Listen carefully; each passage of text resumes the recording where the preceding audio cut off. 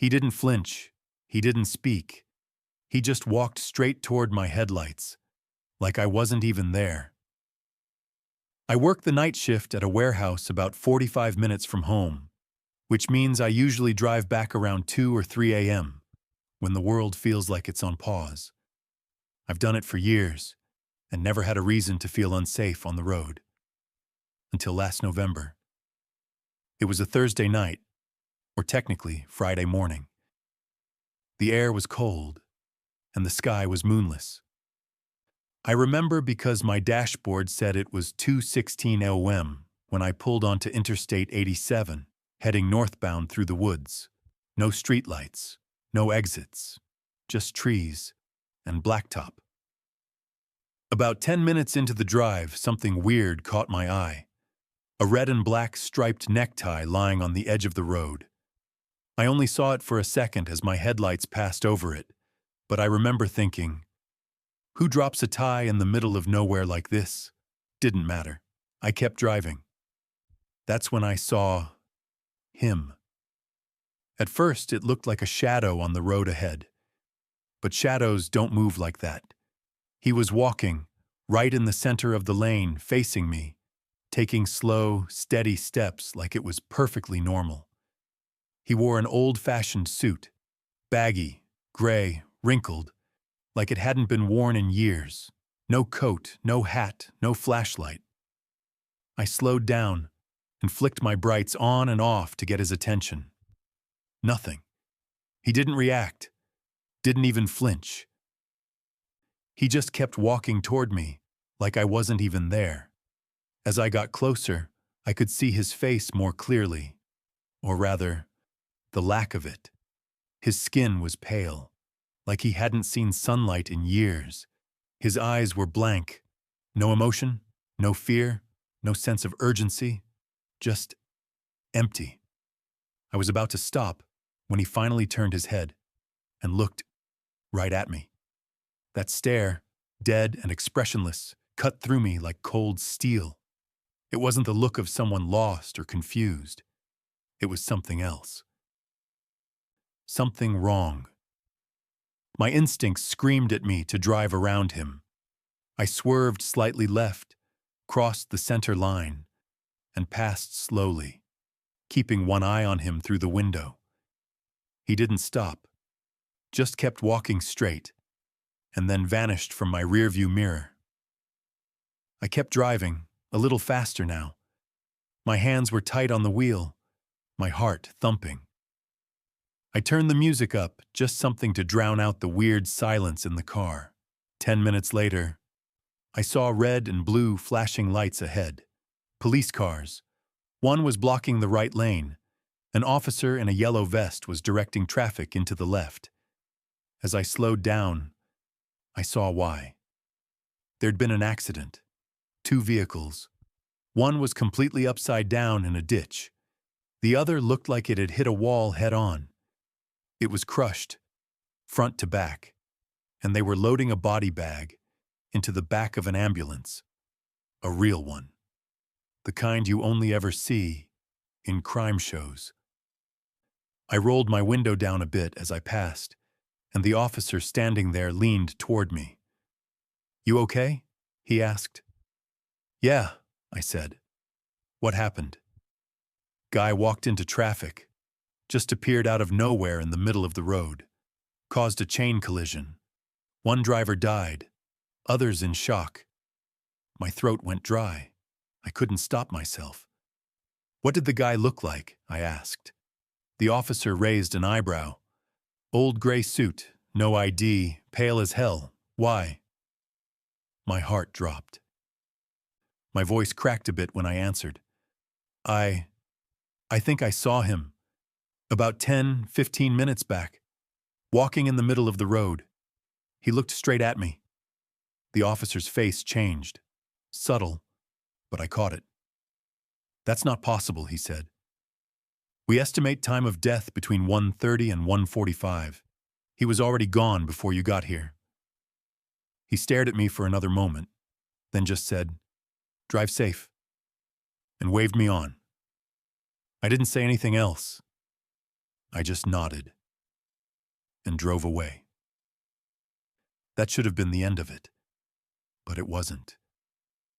When I got home, I didn't go straight to bed like usual. I just sat in my car for a while, staring at the dashboard, thinking.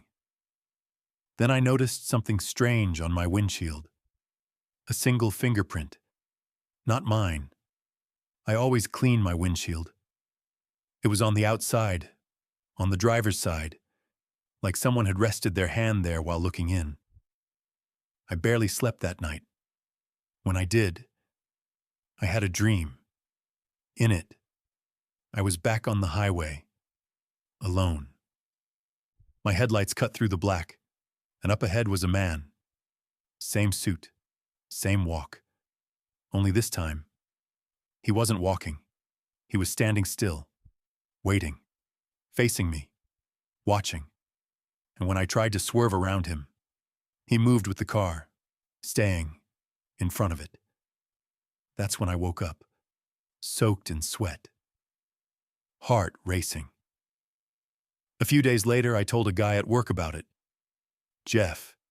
He's one of the warehouse loaders and takes the same highway home in the opposite direction. When I mentioned the man in the road, he got real quiet. I've seen him too, he said. I laughed, thinking he was joking, but he was dead serious. Same suit? I asked. He nodded. Did he look at you? Jeff swallowed hard. Yeah, but in my case, he was on the shoulder. I thought he was just a hitchhiker until I passed him. Then I looked in my mirror, and he was gone. He said it happened to him last year, same stretch of road, maybe 2 or 3 a.m. I didn't know what to say after that. But one thing was clear. I'm not the only one who's seen him. I still drive that route sometimes. Not by choice, just when I absolutely have to. I always check the shoulders now, always scan the road ahead, and every time I pass that area, I wonder if I'll see him again. Sometimes, when I do, I glance at the side of the road and swear I see something in the trees. Not movement, not light, just a shape, a figure, still and waiting. But by the time I look again, it's gone. Some people die on the road. Others never seem to leave it.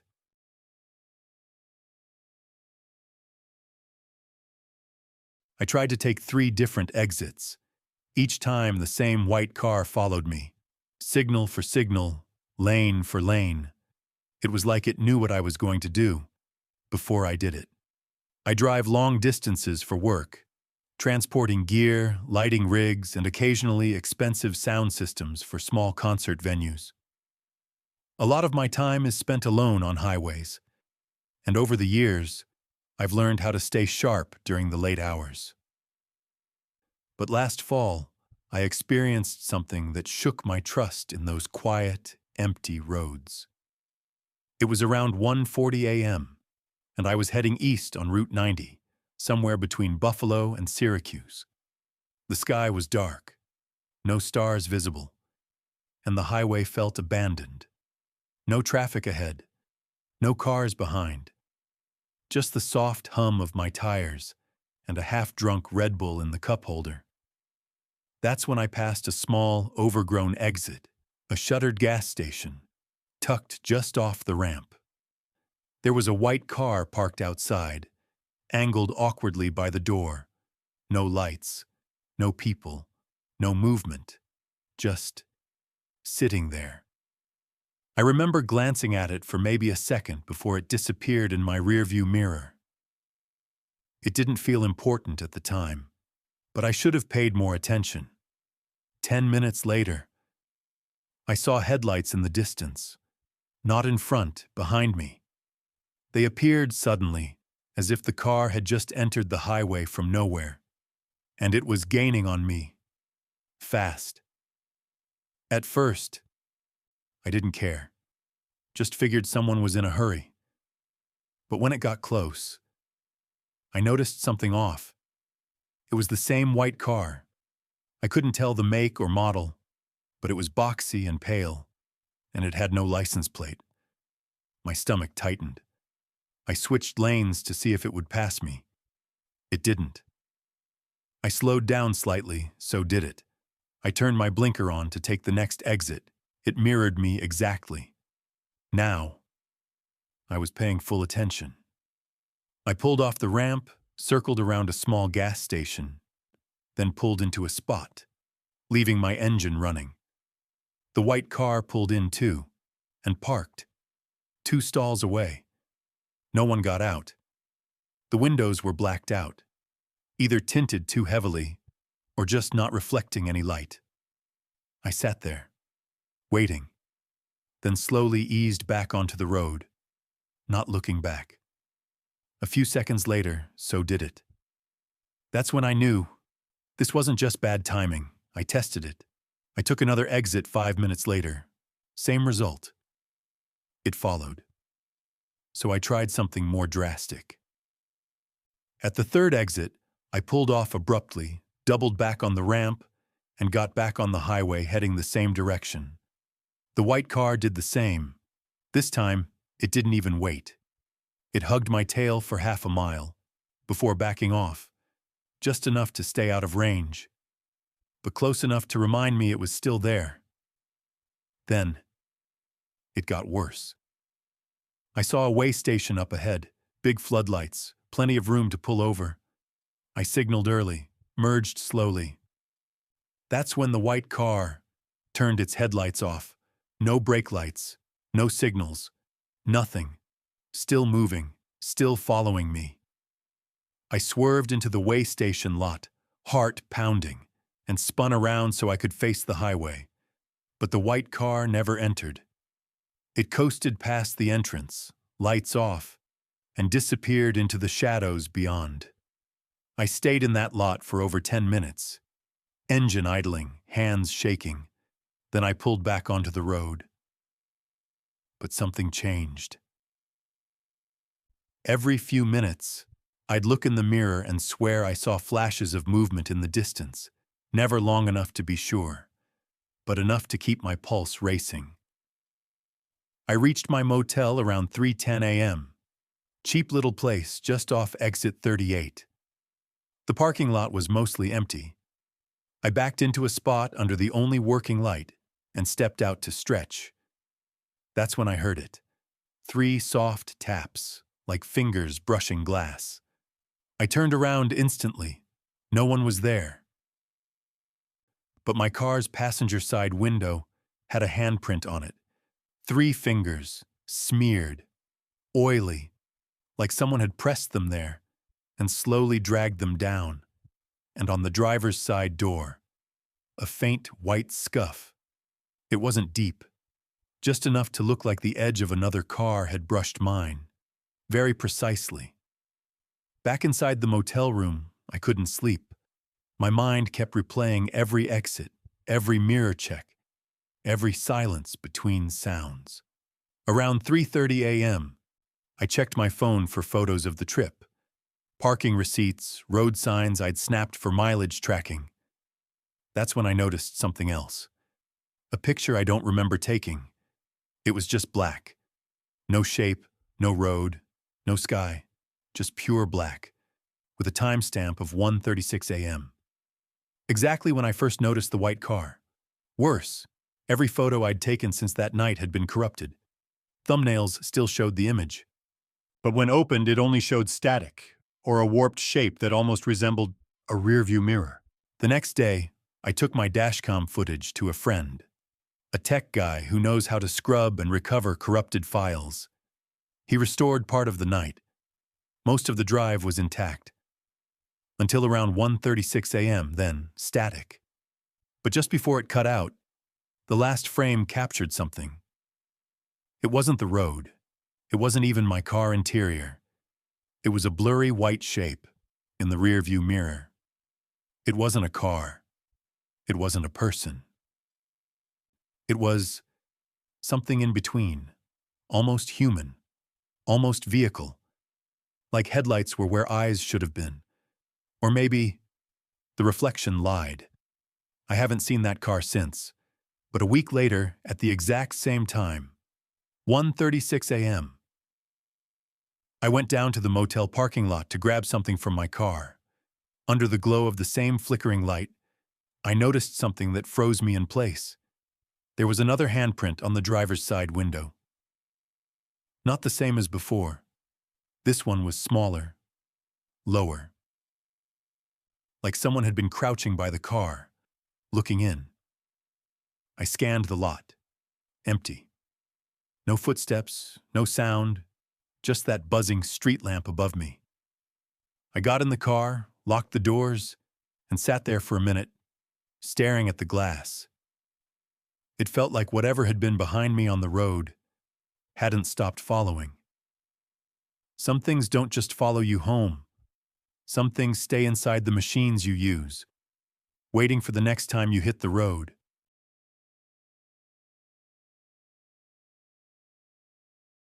The GPS said there was nothing for 20 miles, but in the middle of the night, a gas station appeared out of nowhere. I should have kept driving. I'm a field technician for a telecommunications company. My work often takes me deep into rural areas, driving long stretches of highway at strange hours. I've been on the road at 2 a.m. more times than I can count.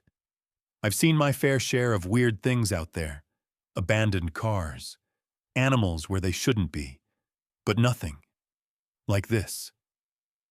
It was last February, just after 1 a.m. I was heading east on Route 62, a flat stretch of road I knew well. My GPS was clear, no stops for at least 20 miles ahead. The fields on either side were swallowed in darkness. That's when my low fuel light came on. I wasn't too worried. I'd planned to refill at the next known station, but a few minutes later, something caught my eye. A faint glow in the distance. Not headlights, not a street lamp. It was steady but soft, with a subtle flicker, the kind neon signs make. From far away, it almost looked like the sign itself was swaying slightly. But when I rolled my window down, there was no wind. As I drew closer, the shape came into view. A small, old-fashioned gas station. 2 pumps under a weathered canopy. A flickering open sign in the window. No other cars. No people. I pulled in, the tires crunching over gravel. The moment I killed the engine, the air felt wrong. The cold was sharper here, and the smell hit me. Faint gasoline mixed with something metallic, like rust. Somewhere nearby. Metal rattled lightly, though there was no breeze to move it. The pumps were old, with faded numbers on the dials. Yet the credit card reader looked spotless, brand new. There were no price signs. I swiped my card and began fueling. The nozzle clicked off almost immediately, after barely a gallon. I looked toward the store. Through grime-streaked glass, I saw dim fluorescent lights and shelves lined with snacks and soda bottles. On one wall hung a large calendar, frozen on February 1999. One bag of chips on the shelf was half torn open, a layer of dust coating it. The scene felt frozen in time. I walked to the door. My reflection in the glass lagged, just a fraction of a second behind. Inside, the air was stale and dry. The fridge in the corner hummed weakly, its lights stuttering. A small bell sat on the counter with a card, "Ring for service." I pressed it. The chime rang out, sharp, almost metallic. No footsteps followed. That's when I heard it.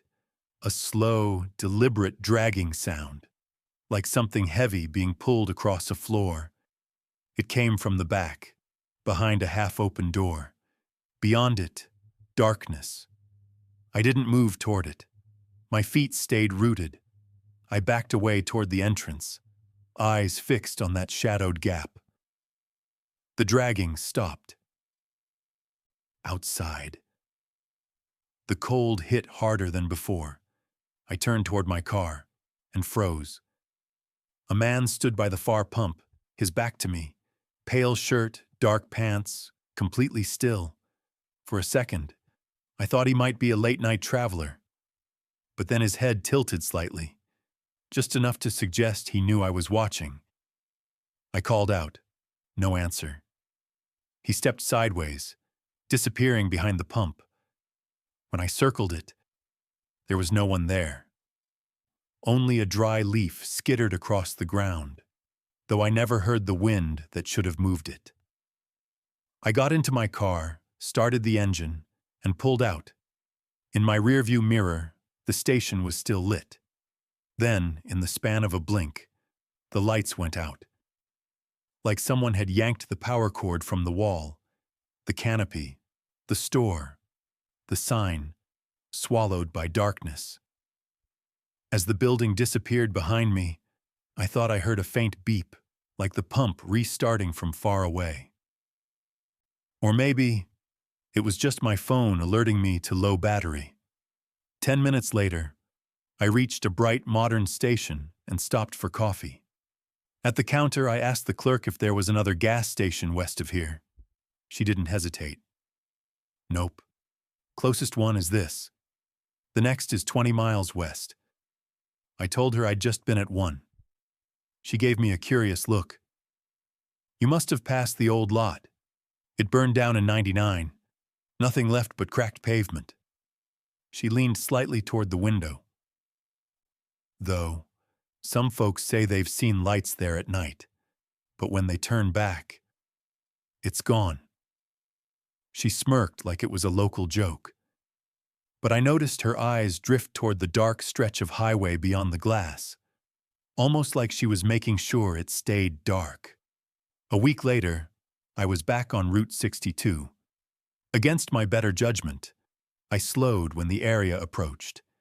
The air seemed heavier here.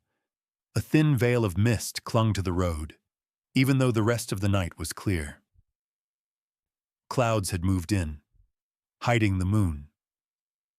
For a few seconds, it felt like I was driving through a different place entirely. No glow ahead, no sign of the station.